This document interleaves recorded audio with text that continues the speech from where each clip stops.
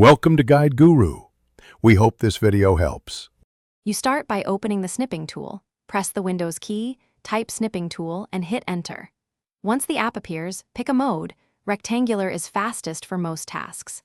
Make sure to adjust delay between 0 and 5 seconds if you need time to position menus.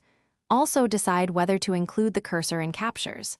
These first, simple choices determine how precise your screenshot will be, so set them before you capture. It saves time and prevents repeated attempts.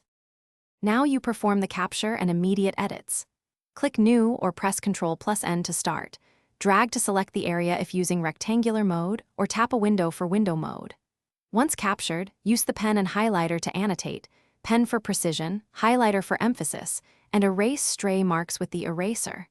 Crop or resize the image inside the editor to focus attention. When done, choose Copy to Clipboard, save as to store a PNG or JPG, or use Shared. For final steps, configure advanced options to streamline future use.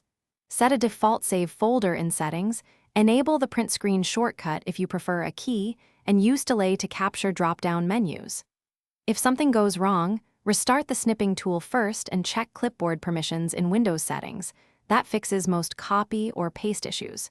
If capturing still fails, use the print screen key or the snip and sketch workflow as alternatives. Both provide reliable fallbacks and keep you productive. Thanks for watching. Consider subscribing if we helped you today.